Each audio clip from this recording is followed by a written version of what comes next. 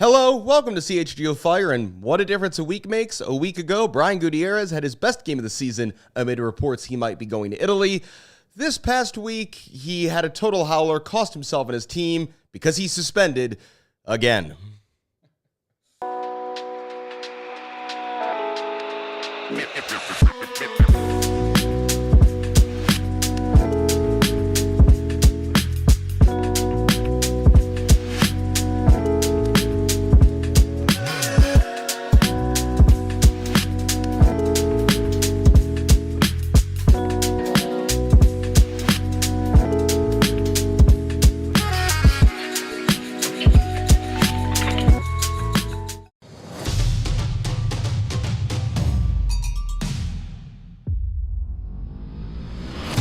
This is CHGO Fire, presented by Sunnyside. Visit sunnyside.shop for bright buys every day, including 50% off your first 3 online purchases.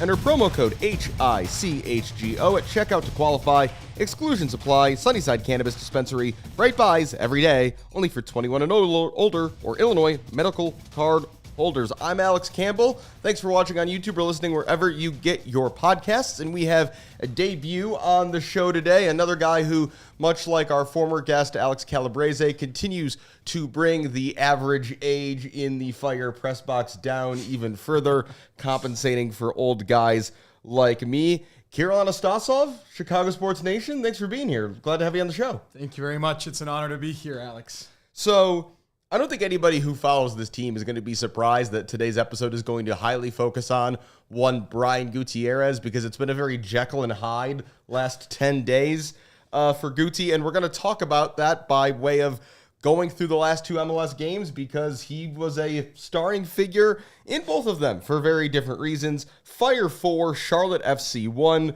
Fire get their biggest win on the road in 6 years, a totally dominant performance at Bank of America Stadium.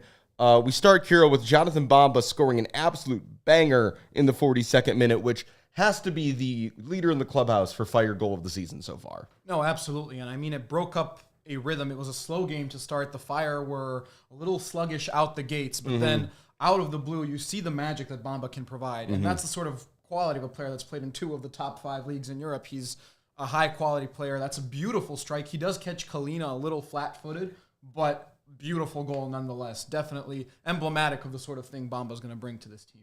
Yeah, I thought it was deflected when it went in. The TV commentators, when I watched it back later, also thought that. But when you watch the replay, there's just so much swerve on the ball. It doesn't hit anybody. It starts a couple feet to Kalina's left and ends up a couple feet to Kalina's right. And Kalina ends up looking silly because he realizes midair that he's not getting to this. Also, obviously as a team, the LA Galaxy have had the biggest reversal in form. Christian Kalina has probably been the individual MLS player to have the largest decrease. He's not been the worst goalie in the league, certainly not, but he was the best goalie in the league last year, and he has been below average without question, although I don't think you can end up blaming him for much of what happens in this game. Guti actually gets the assist on that goal. It was a pretty noisy assist as things go, but Bamba gives the Fire the lead into the locker room, and they doubled it in the second half when somehow Guti doesn't score on what had to be like a .9 XG chance. Charlotte gives it away. Kuipers goes in alone. Kalina makes a save, and then Kuipers has the presence of mind to just square it into open space. All Guti's got to do is tap it in. He takes a touch. Defender comes sliding in, blocks it out for a corner. But then on the ensuing corner, on the play that follows, Guti scores what is a really nice goal. And this is the sort of thing, Kiril, that we have collectively wanted to see more from Guti, that when he gets the ball near goal, to be aggressive, to be ruthless, and he gets rewarded in this case. No, absolutely. And I think that really calmed down some fans that I'm sure were furious with him for wasting away that previous chance. Kuipers, in fact, if you watch the replay, Guti was almost demanding Kuipers square it immediately, not take the first-time shot. Kuipers takes a weak shot straight at the keeper, but then, like you said, presence of mind to square it, that extra touch. Very frustrating, I'm sure, for the Fire faithful, but then he shows exactly why he is the world-class player that he is at times. That was a beautiful strike. Takes a couple touches just inside the box, rolls it into the bottom corner. Kalina stood no chance. It was a beautiful goal. And then almost before, at least on the WLS Fire radio broadcast, before Dason Robinson and I had even finished talking about this goal. Philip Zinkernagel makes it 3. It's just like the easiest attack you could ever see. The Fire progress the ball through the middle. They get it wide to an overlapping Andrew Gutman. Gutman gets the end line, cuts it back. Zinkernagel basically on the penalty spot. First time shot, back of the net, 3-0. And, just one of these games where it's weird to see the Fire, especially on the road, look that effortless. Now, Charlotte had been in a pretty bad run of form, but like when Berhalter talks about his philosophy, that's another one of these goals. It's like, that's what it's supposed to look like. Exactly. That was textbook Greg Berhalter. That's the sort of build-up play you want. It starts all the way at the back. Many players get a touch on the ball. I don't think we've yet to see a Fire goal where all 11 do, but I'm sure that's coming soon after a goal like that. And Gutman, again, showing his attacking prowess. He's been involved so much in the attack. He's flourishing in his in his role at left back. And that cross over to Zinkernagel, pinpoint, the Dane's going to put that away. Those are the goals. That's his bread and butter. Absolutely. And shout out to Andrew Gutman, who passed 10,000 career MLS minutes in the Fire's most recent game, which we'll get to in a minute. Pat Ajiman got one back for Charlotte to make it 3-1. And then the Fire sealed the deal on what was just a comical sequence of events. The referee says Andrew Gutman wins the ball on a tackle. He did not. It was a clear foul and should have been a Charlotte free kick just outside the Fire 18. And then at the other end, Gutman is awarded a pretty soft penalty. It was not the best moment for the refereeing, and Guti gets a second goal though because he scores the penalty. Again, him and Kuipers are kind of this tandem in terms of taking the PKs, and it's 4-1, Fire win. Great game by Guti, great game overall, and the sort of performance that I think at the time we probably would have said was the Fire's best 90 minutes of the season. No, absolutely. It was near impeccable. Like we said, I mentioned that it was a sluggish start to the game, but sometimes that's enough because you have the players that can break up that sort of slow rhythm, and that's exactly what Bamba did. It got the ball rolling, the floodgates opened. The game was never in doubt after halftime. The Fire came out re-energized. We'll talk about the Open Cup game later, but it was a similar situation where they carry almost an undeserved 1-0 lead into the break and then come out a completely different team for the next 45. So that's something that this team has done very well repeatedly throughout the season. Absolutely. Yes, we will get back to the Open Cup game, but we're going a little out of order for reasons that will become apparent quickly if you haven't seen where this is going already. Fire 1, New York City FC 3. This just thoroughly sucked, and I am not just talking about the quality of the pitch at Yankee Stadium. Thank goodness that come 2027, no one will ever have to watch soccer be played on that field ever again, hopefully. It's just flat out terrible. It may or may not be a rectangle. I think it is now. I was there for the Fire to play NYCFC in 2019, and I will go to my grave insisting that it was a trapezoid. They were just that the sidelines weren't parallel. It was just, again, I think it's better now, but it's got it.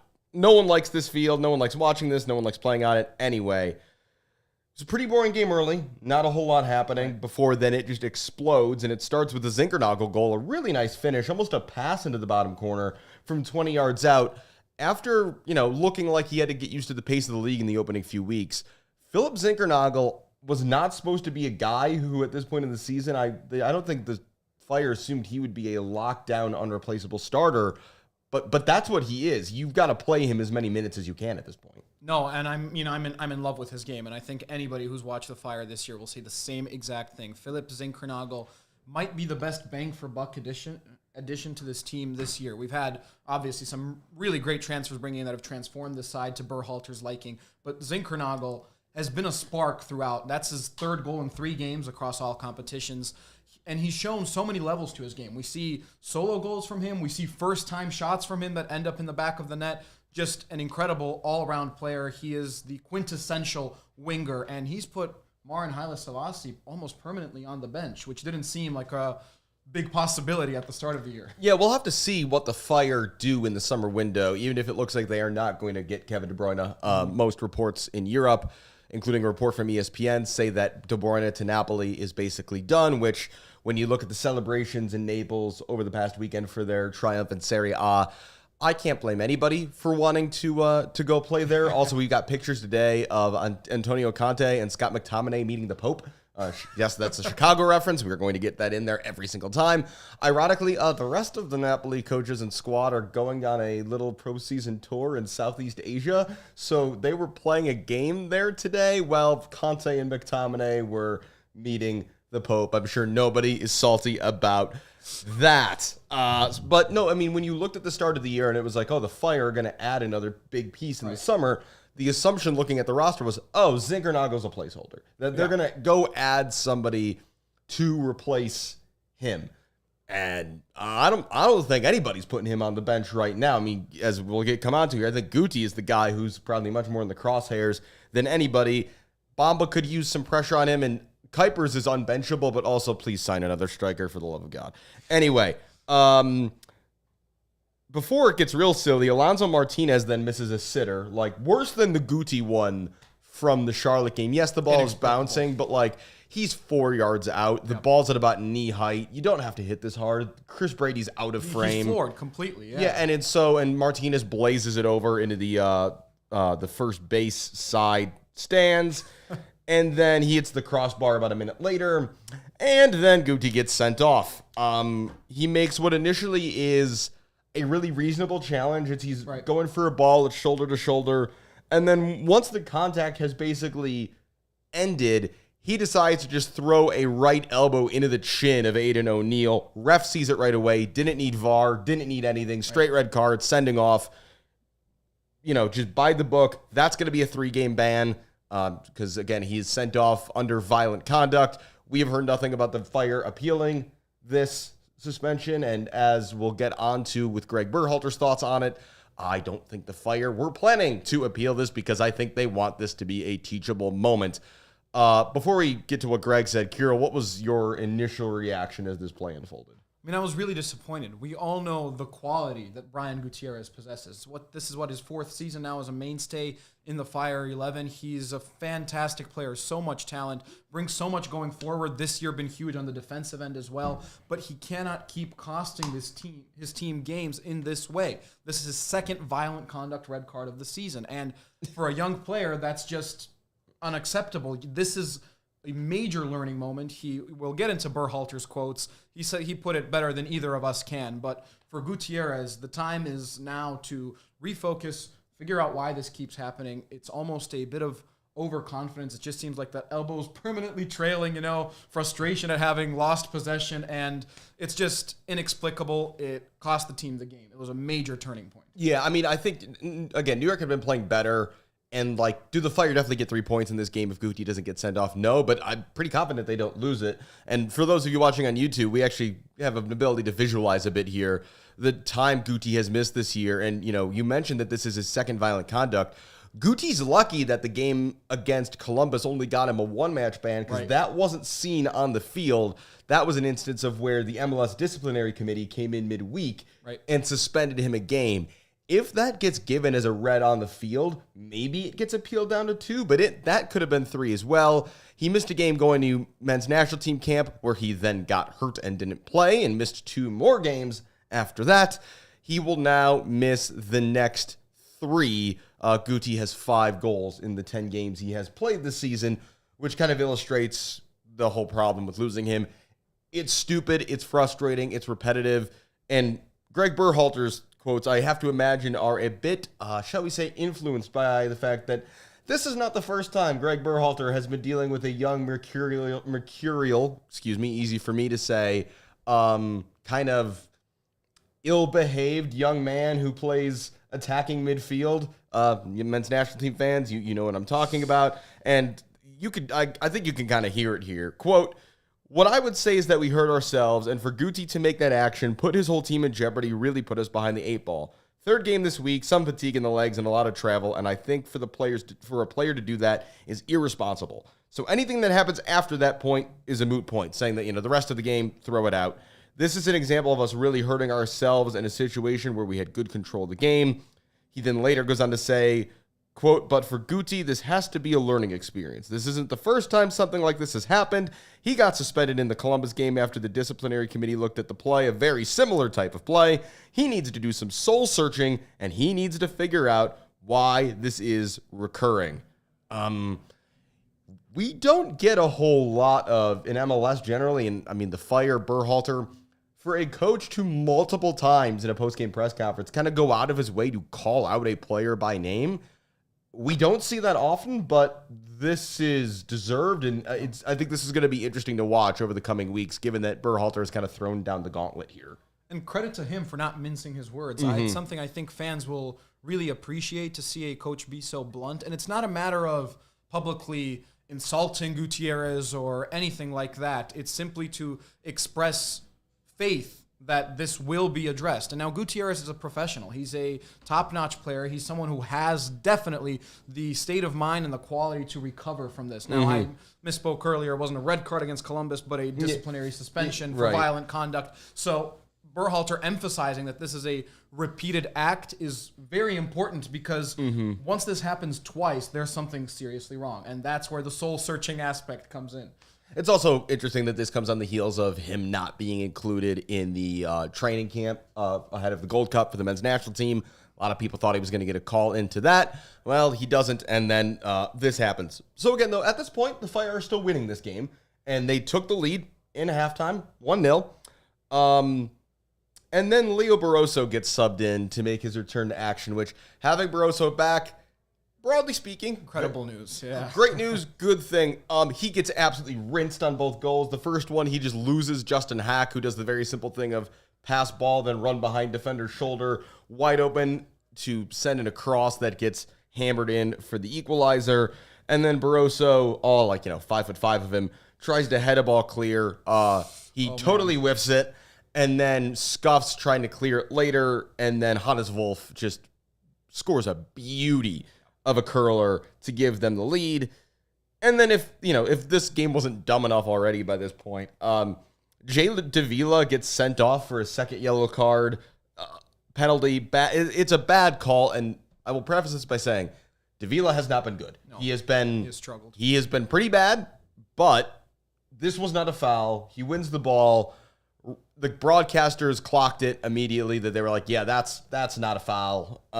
Referee goes to VAR, and they're like, yeah, no, that's not a foul. This is going to be overturned. And then the referee comes out and says, no, it's still a penalty. The only explanation I have is that this is a referee pride situation, not wanting to be wrong, which is really dumb. Greg Berhalter's thoughts, quote, I just think that when you're called over to VAR, you're called over for a reason, right? You have the experts there in a calm situation, and they're seeing the play, and they're saying, okay, this is what happened. For the referee to go and then double down on an error is confusing to me. When you look at the play, it's even more confusing. He wins the ball completely. Second to all of that, again, we'll have to see. I don't think Jay Davila is going to end up being suspended next week. If he is, that's very dumb. Mauricio Pineda also comes out of this game injured, so if Davila is suspended, that's Guti, Davila, and Pineda probably all gone next week. So hello, Sergio Orejel, Kellen Acosta, Romy Kouame starting midfield, I think. I mean, who else? I mean, again, yes, Sam Williams, welcome back to the team after you've been exiled for a while. I mean, I don't know, but it's just, again, it's a bad call. Alonso Martinez finally gets his goal, scores the penalty, 4-1 loss, 3-1 loss, excuse me. The Fire had gone 5 unbeaten, and then this game just feels like, I mean, they talked about it a lot in the postgame, Berhalter especially, about because of Guti's actions, they beat themselves here, but again, whatever momentum they had in that 5-game run, just poof, gone. Now you got to totally start over and rebuild it. And it's going to be especially frustrating for this squad because, like you said, they have that momentum going, and it wasn't out of reach for this unbeaten run to be extended. They were finally gaining some attacking momentum. They lacked it entirely for much of the second half. They went down 2-1. But prior to that Davila second yellow, they started to get some momentum through the substitutes, especially Omari Glasgow. Glasgow and Gutman both creating a couple good half chances for the Fire. So an equalizer wasn't out of the picture. And then, ironically enough, that Davila tackle, had it been called correctly, might have been his most impressive moment in a Fire shirt so far. Tracking back, seeing that Barroso needs help, obviously struggling throughout the game was Leo Barroso. Davila makes a beautiful last man tackle, all things considered. Right. So it's really frustrating to have what could have been a confidence boosting moment for him stripped away from him and goes in the completely opposite direction. Right, because the Fire got outplayed by New York after they went down to 10, but we've seen the Fire, they had to do this after Chris Brady got sent off in that Orlando game, and for over an hour, they held it 0-0. When you think about the 3 goals New York City score, Barroso is largely responsible for the first 2, and the third one shouldn't have happened at all. So I think that's why Berhalter could be so confident saying, I don't really care about what happened in the rest of this game because really we didn't play that badly. All right, enough MLS. Open Cup time. So the Fire beat New England Revolution by a score of 3-1 at a college soccer stadium in front of dozens of people in Providence, Rhode Island. This was very Open Cup of like 10, 15 years ago. The Fire played a pretty strong lineup, very much like the lineup they played against Detroit. Only change was Christopher Cupps coming in for Sam Rogers. The Revolution played a bunch of children and also old friend Wyatt Omsberg, who factored pretty significantly in this game. Took the Fire 38 minutes to figure things out because Jack Elliott actually said after the game that they had to abandon playing out from the back. That like Berhalter just said, don't do it because we're just not going to bother on this turf trying to guess how the ball is going to roll. We're just going to play more route one, and eventually they get a goal because a Jonathan Bamba cross gets bounced in off of Eric Klein. Then there was a bunch of nothing for about 30 to 40 minutes of game time, and then Kuipers just scores a hilariously awesome goal. Shot by, I think it's Zinkernagel, hits the crossbar, and Kuipers on the volley just thumps it into the back of the net. This was after Wyatt Omsberg had cleaned him out twice in the ensuing 10 minutes. I think he was going to get subbed out anyway, but like Kuipers scores this goal, the teammates celebrate, and he doesn't even have to look. He just turns and he's just walking straight to the bench. It's like, if Berhalter wasn't subbing him out, Kuipers was going to sub himself out because it's like, I'm over this shit. It's 2-0. Get me out of here. And then, New England didn't seem to really care anymore at that point. Zinkernagel scores an awesome solo goal where he treats the entire New England team like a bunch of traffic cones. No chance for Alex Bono in the goal to stop this. And then the Revs get a goal because Justin Reynolds scores a really, really bad own goal in the 89th minute. But no one is going to remember that. Fire advanced to the quarterfinals, and that means we have a bracket. Bracket time in the Open Cup. The Fire get lucky in that they got dealt to the western half of the bracket rather than the eastern half of the bracket, because on the eastern half, it's Philly, Red Bulls, Nashville, and DC United. The Fire will go to Minnesota United. Elsewhere on that side, it is San Jose against Austin. We just got an email a couple of moments ago confirming that Fire at Minnesota United, 8 p.m. Eastern on Tuesday, July 8th. So it's the 2 West games are on Tuesday, because then the Quakes play Austin after that. And on Wednesday, Philly, New York, and Nashville, DC. Fire declined being able to host the semifinal if they win due to issues at both Soldier Field and SeatGeek. However, if the Fire were to reach the final, the team from the West has been given hosting priority for the final. So the only way the Fire can host another game in the Open Cup this season is if it is the final.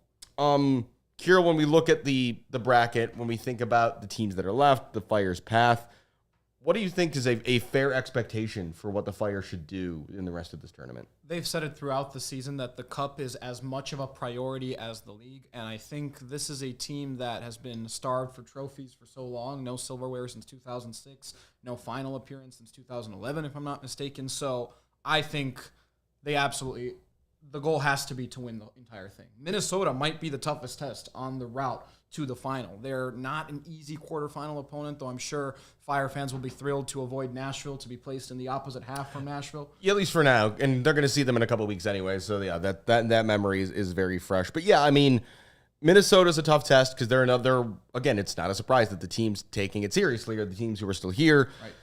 San Jose or Austin, I mean, San Jose would be fun. Greg versus Bruce. The San Jose's a weird team. They score a lot. They concede a lot.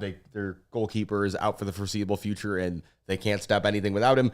And then, yeah, on the other side, I mean, Philly's the best team in the East right now. So, I mean, I think you're probably looking at a Philly-Nashville semifinal on the other side, which would be a great game. And then if you get to a final, it's all about winning. I mean, we saw in in last week's Europa League final. Once you get to a final, good soccer, not important, just win the game.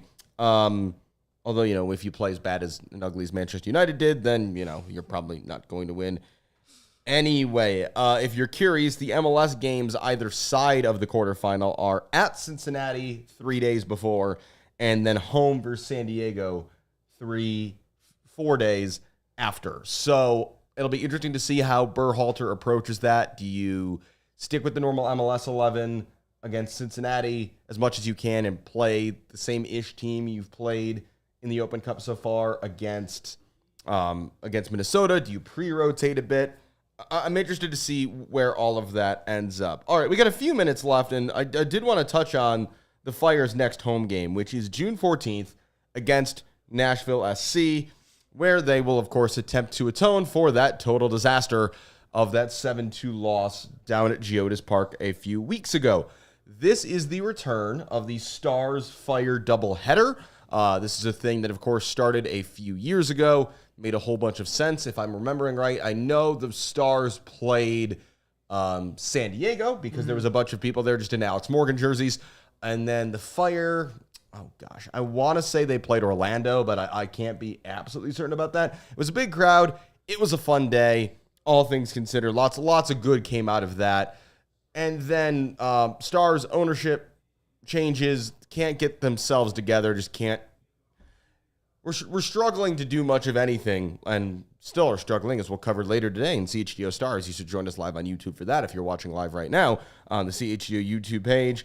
And it's a different place now, as the Stars will host Seattle Reign at 4, Fire versus Nashville 7:30.